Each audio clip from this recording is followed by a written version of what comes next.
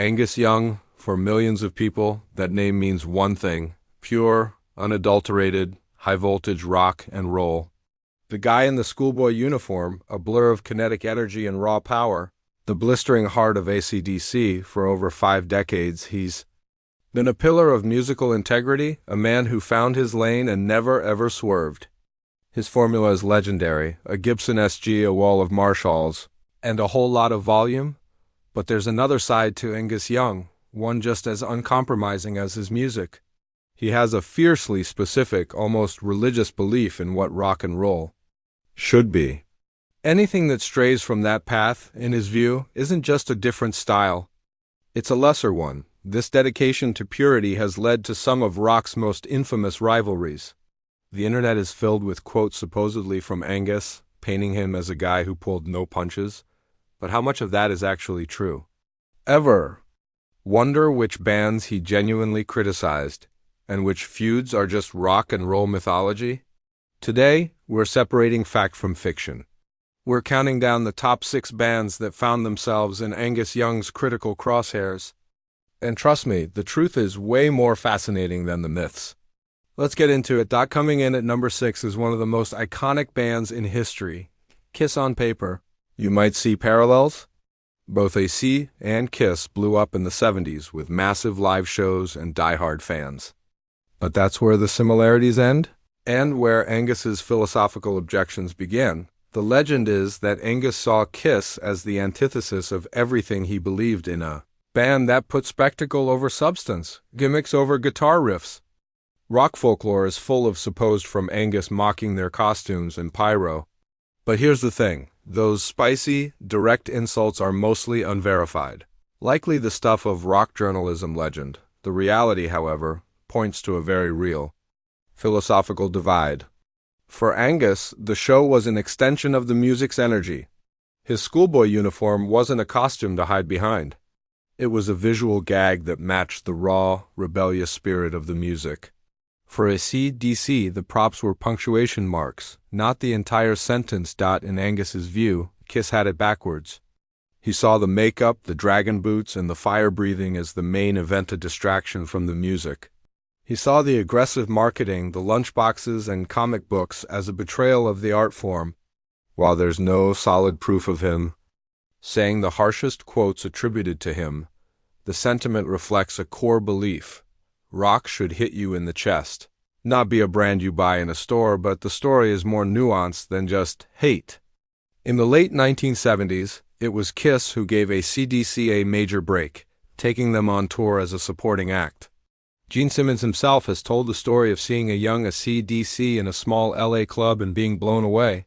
He saw Angus, a Tasmanian devil of a performer, running around the stage even during blackouts between songs, completely lost in the energy.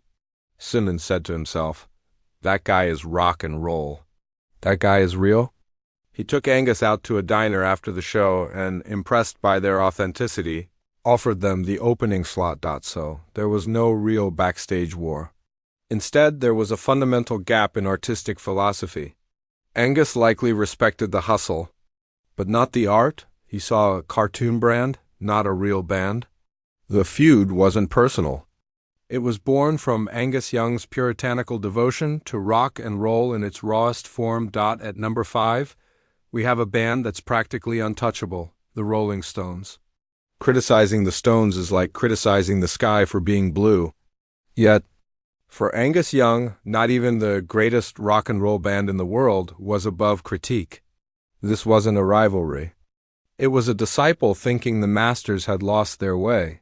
The most famous piece of evidence is a scathing quote, supposedly from 1977, where Angus says the Stones were playing soul music and should leave that to the black people who do it.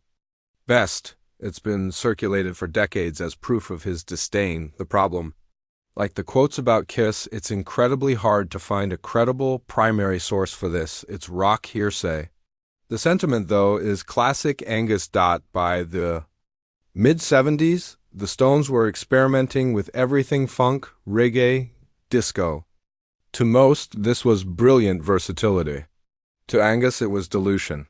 He and his brother Malcolm built AC/DC on the promise of never changing. As Malcolm once famously said, most people, when they progress up their own ease. It was their artistic creed. But does this philosophical difference mean Angus hated them? The evidence points to the exact opposite. In 2003, Angus and Malcolm joined the Rolling Stones on stage in Germany to jam on the blues classic, Rock Me Baby. You don't share a stage with a band you genuinely despise. Even more telling, Angus recounted that in Malcolm's final days, battling dementia, he would play Rolling Stones records for his brother, specifically their blues cover album Blue and Lonesome, and Malcolm just thought it was great. That's an act of love and respect, not hate. The feud was never a personal war. It was a debate about the soul of rock and roll. Angus didn't hate the Stones. He revered the idea of the Stones, the raw, bluesy powerhouse of the 60s. So much that he was disappointed by what he saw as them straying from that ideal. Number 4 is a more modern and complicated story. This one involves a direct professional collaboration between two of rock's most iconic figures, Angus Young and Axl Rose. The rumor is that while the partnership was publicly respectful, behind the scenes Angus couldn't stand it. The context is key. In 2016, AC/DC was in crisis. Brian Johnson was forced to stop touring immediately or risk total hearing loss. With a string of stadium dates left, an unlikely volunteer emerged, Axl Rose, then riding high on the Guns N' Roses reunion tour. Publicly, Angus has been nothing but grateful. He has repeatedly said Axl volunteered and helped us out, calling him a lifesaver. He praised Axl's professionalism, noting he learned a ton of songs quickly and did a great job. In fact, Angus revealed Axl was a huge fan of their early Bon Scott era and pushed them to play deep cuts they hadn't performed in decades, like Touch Too Much.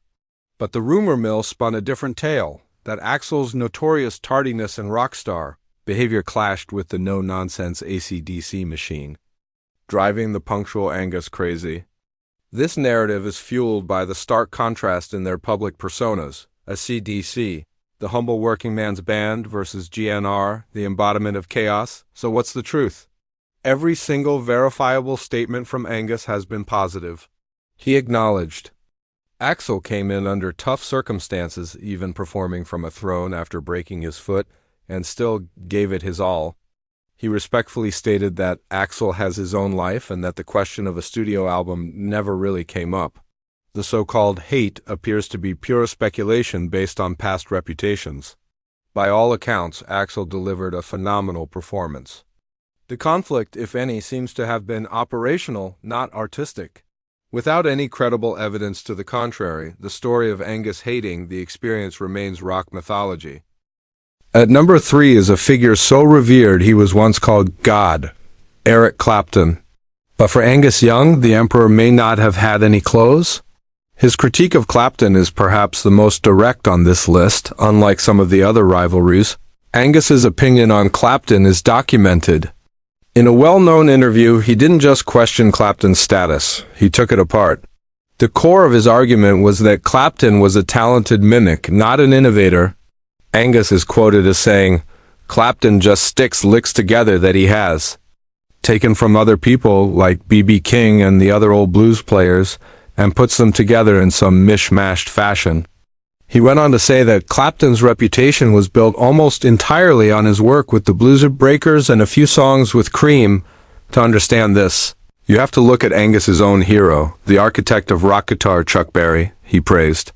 Berry's raw joy, saying, "Even on a bad night, Chuck Berry is a lot better than Clapton will ever be." In Angus's eyes, Clapton's playing, for all its technical polish, lacked the primal fire of true rock and roll.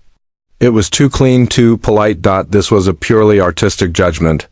It was the street brawler looking at the fencing champion and seeing no real power. Angus's style is about aggression and raw energy. While he acknowledged Clapton's influence on other players, he made his preference clear. For me, it's the rhythm thing that's way more impressive and important to a band. He saw Clapton as the guitar hero archetype that AC rejected. AC/DC was about the collective power of the band, the lockstep groove. Did Angus hate Eric Clapton? It was more like a fundamental dismissal. He looked at the guitarist the world called God and saw a man who was borrowing thunder rather than creating it. For a purist like Angus, that was a major artistic foul. Our runner-up is Deep Purple. And here, the story moves from cutting remarks into a physical confrontation. The feud between AC/DC and Deep Purple is legendary, cemented in a muddy field.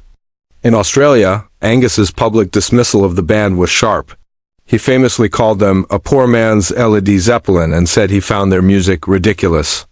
His criticism came from the same place as his other critiques, a belief in raw energy, over what he saw as pretentious technicality to Angus Deep Purple's virtuosity with Ritchie Blackmore's classical-inspired solos and John Lord's organ epics was self-indulgent noodling that got in the way of a good, simple song. This disdain erupted into a real-world feud at the 1975 Sunbury Pop Festival.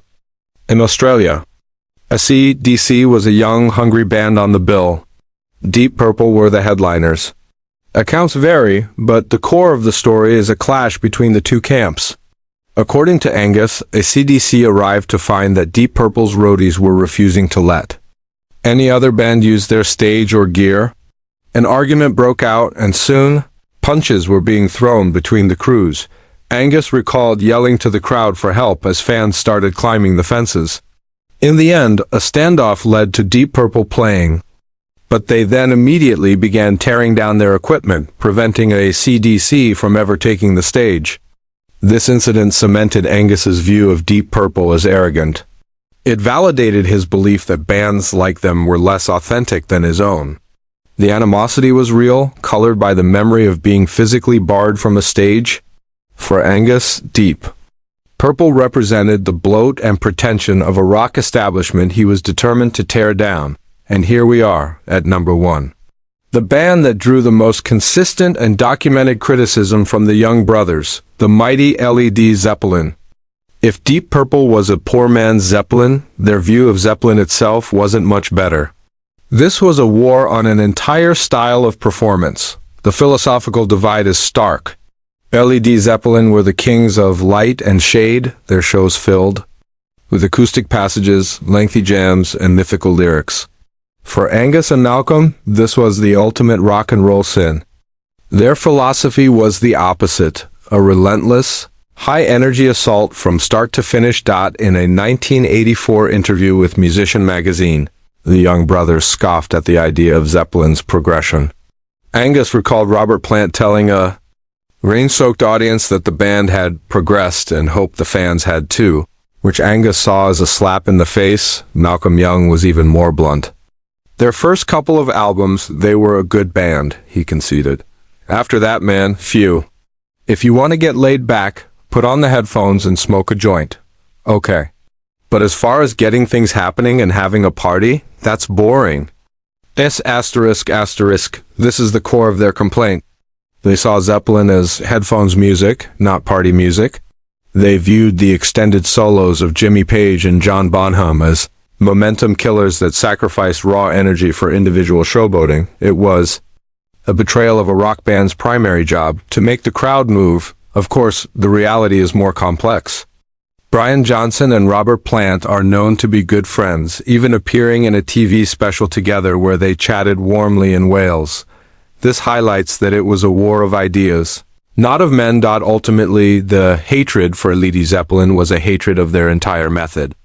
Angus Young built his career on trimming the fat, on boiling rock down to its most potent elements. Led Zeppelin, in his eyes, was all fat. For Angus, rock wasn't about showing how well you could play. It was about how hard you could hit. And, in his view, Led Zeppelin just wasn't hitting hard enough. So what do you think? Were these feuds genuine hatred or just the passionate debates of artists dedicated to their craft? Do you side with Angus's vision of pure, stripped-down rock, or do you prefer the bands who push the boundaries? Let us know your thoughts in the comments. And if you enjoyed this deep dive, be sure to like, subscribe, and hit that notification bell. Looking back at this list, a clear pattern emerges. Angus Young's criticisms all came from one place: his absolute, uncompromising devotion to a specific ideal of rock and roll. It was never about chart positions or personal jealousy. It was about purity. He wasn't so much a hater as he was a true believer, a high priest at the altar of the three-chord riff. For him, rock wasn't about the costumes of Kiss, the genre hopping of the Rolling Stones, the drama of the Axl Rose Circus, the celebrated technique of Eric Clapton, the complex virtuosity of Deep Purple, or the epic journeys of Led Zeppelin. It was about energy. It was about rhythm. It was about a short, sharp shock of electricity that hits you in the gut and makes you move. He saw these other bands, in their own ways, as betraying that sacred mission. The legends of his hatred are really just battle scars from a lifelong war he waged in defense of his art. He was the eternal schoolboy, forever defending the raw, rebellious power of real rock and roll.